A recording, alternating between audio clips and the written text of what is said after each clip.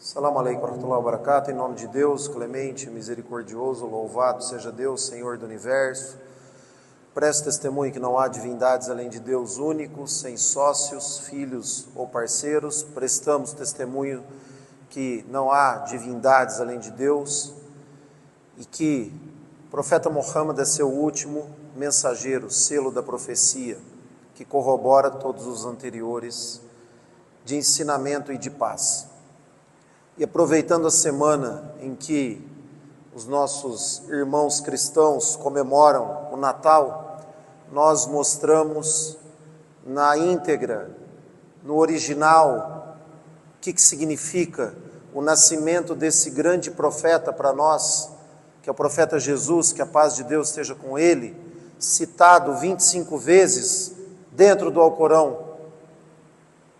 Um profeta em que o seu nascimento foi um milagre, mas não é porque o seu nascimento foi um milagre que nós comemoramos como eles fazem, comemorando o nascimento do Filho de Deus. E aqui está o erro, pois Deus não tem filho, Deus não tem sócios, parceiros.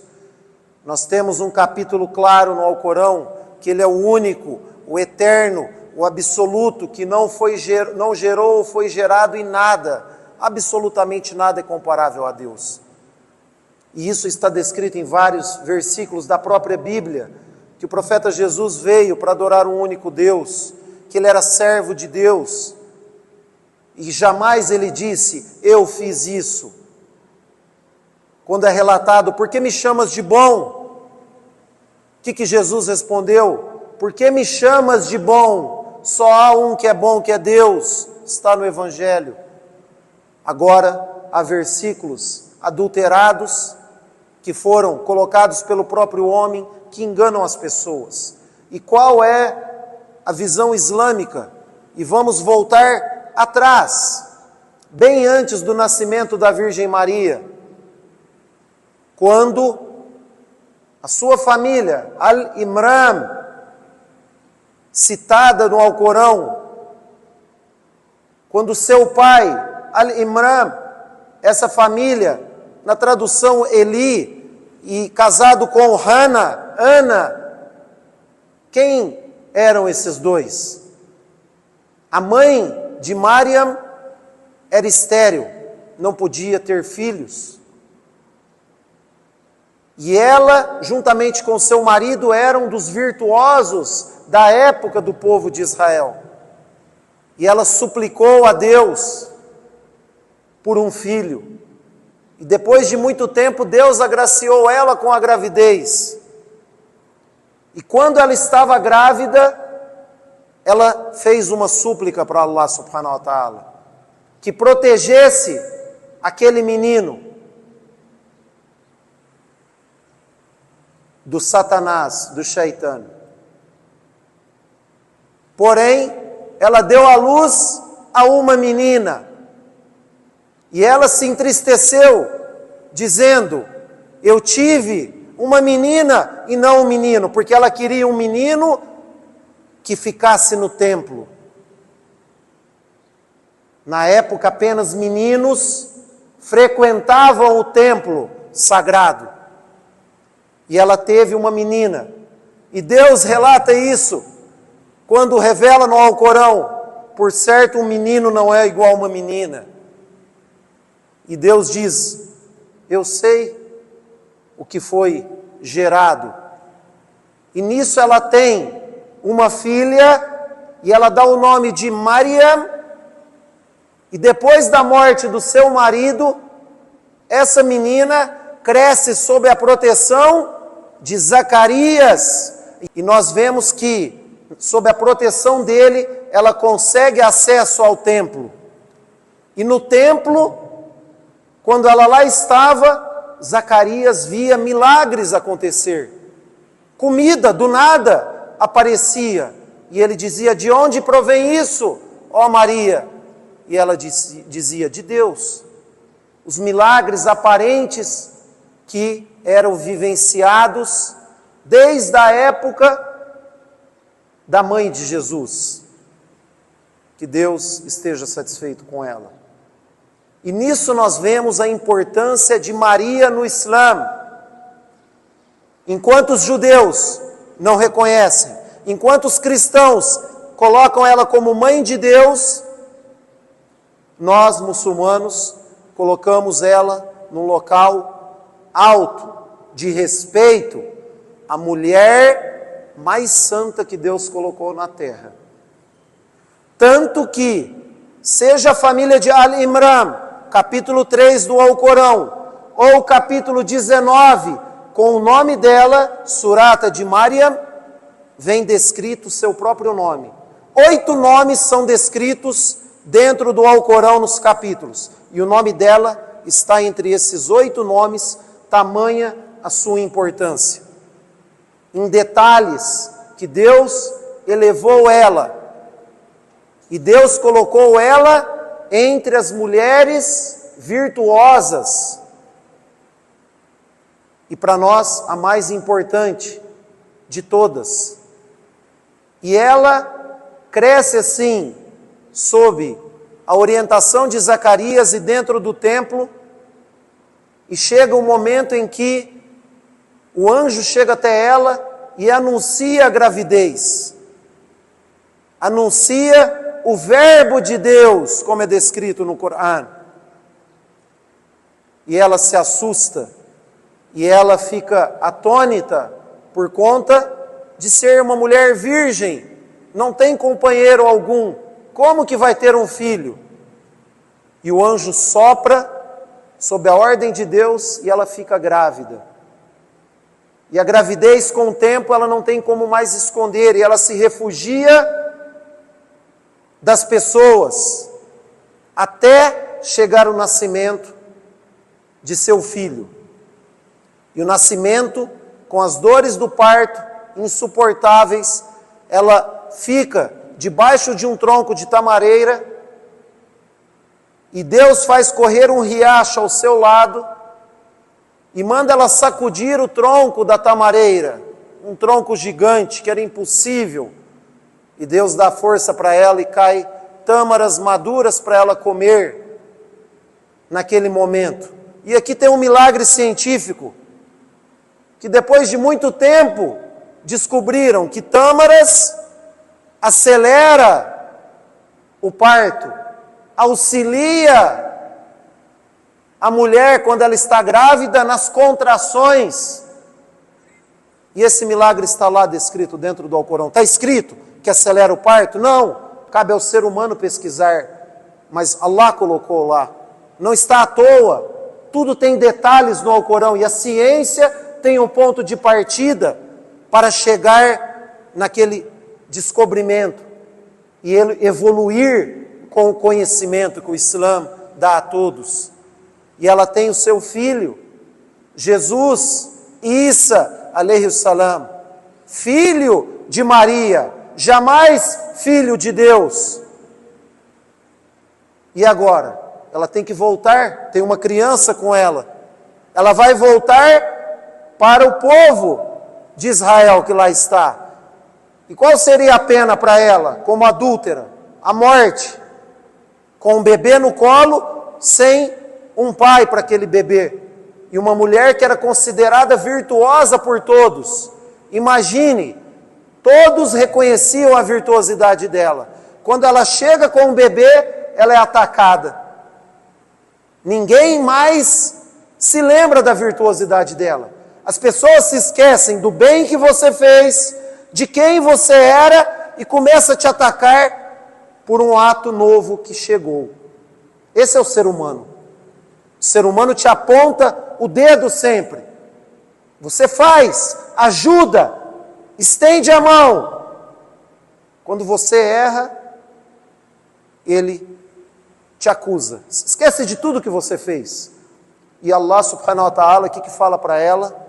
Faça voto de silêncio. Aqui é um jejum. Não fale nada. E de tantas acusações que ela sofria, ela aponta para o bebê.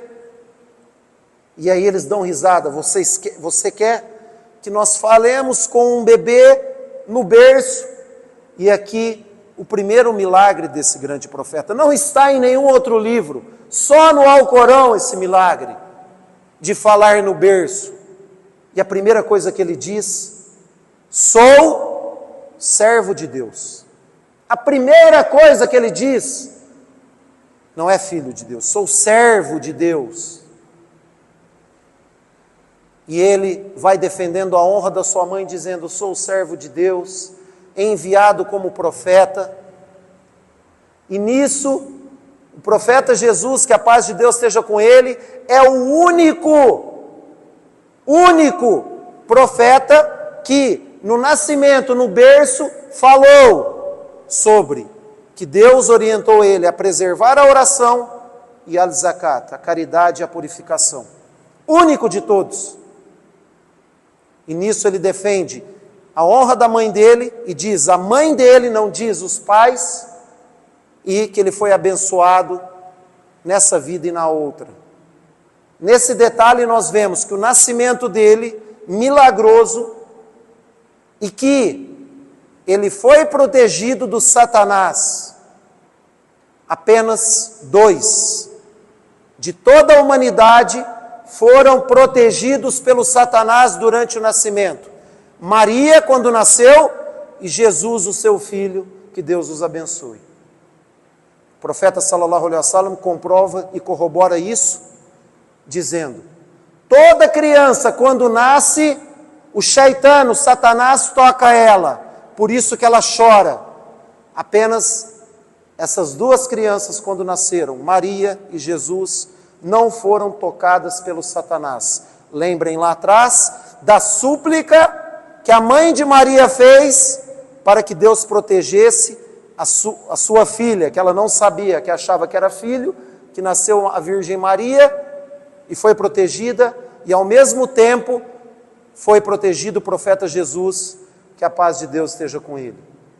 E aí nós vemos que, para nós muçulmanos, esse grande profeta, ele fez milagres, e os milagres da época de Jesus, que a paz de Deus esteja com ele, na época dele, estava em evolução a medicina entre os povos de Israel. Por isso que o Messias significa Al-Masih, aquele que passa a mão, e ele passava a mão e curava as pessoas com a ordem de Deus. Curou o cego, o leproso, ressuscitou o morto, transformou um pássaro de barro vivo, sempre em detalhes dentro do Alcorão, que Deus inspirou, que Deus proporcionou isso a ele. E não é porque ele nasceu sem a figura de um pai, num milagre de Deus, que ele é Deus ou filho de Deus. Deus não tem sócios, filhos ou parceiros. Quando ele diz, se e será, pronto. Adão nasceu do barro, sem pai, sem mãe. Mais difícil ainda seria.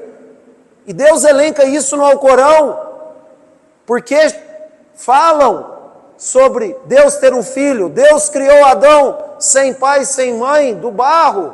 Criou Eva com pai, Adão, e sem mãe. Criou nós com pai e mãe, e criou Jesus com mãe sem pai. Essa é a onisciência, esse é o poder do nosso Criador. E como nós vamos adorar outro além dele?